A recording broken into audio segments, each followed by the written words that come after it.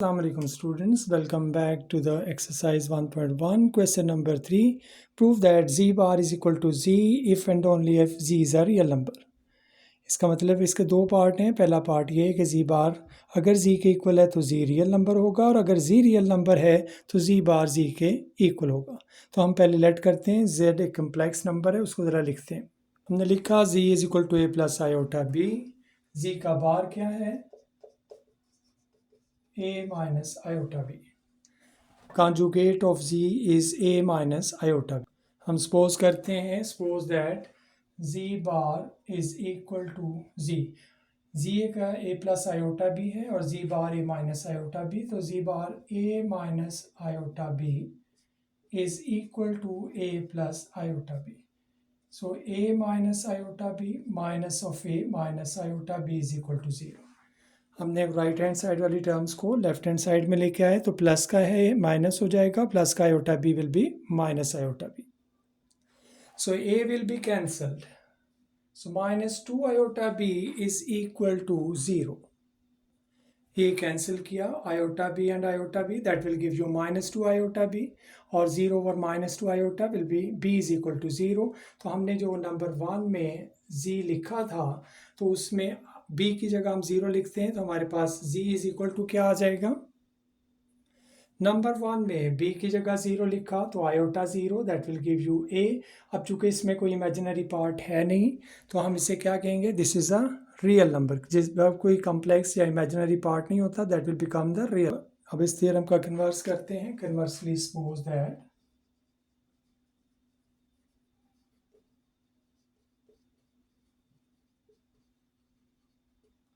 z is a real number,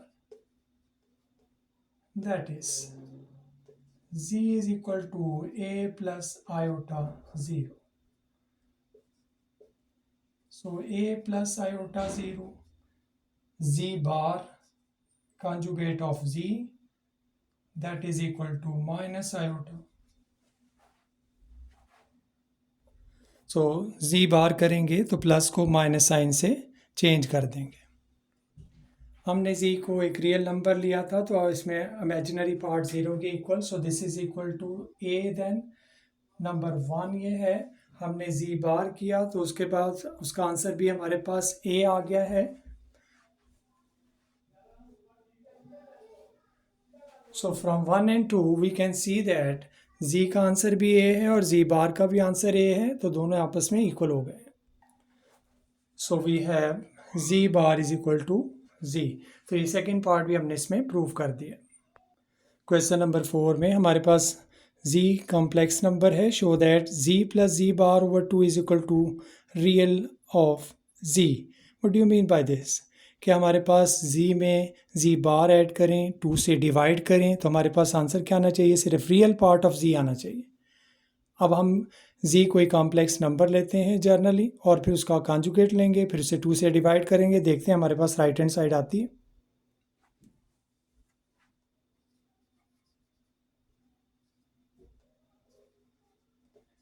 late करें z हमारे पास a plus iota b है.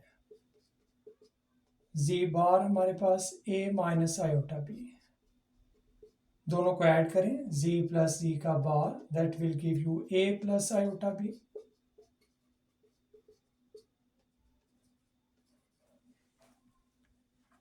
हमने z लिया a plus iota b, z का बार किया, प्लस के साइन को माइनस कर दिया क्योंकि कॉन्जुगेट है.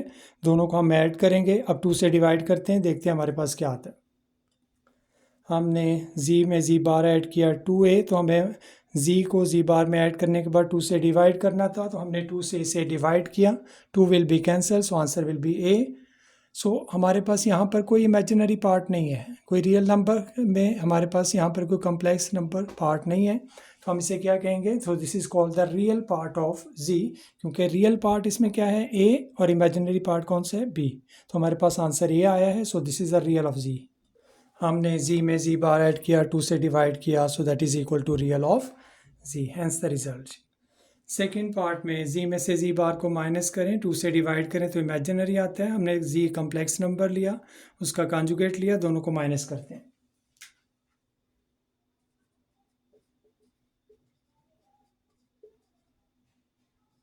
ए से cancel, that will give you 2 iota b. अब इसे 2 से डिवाइड करते हैं, z माइनस z का bar over 2 iota, that will give you 2 iota b over 2 iota, so will be cancelled, this is equal to b।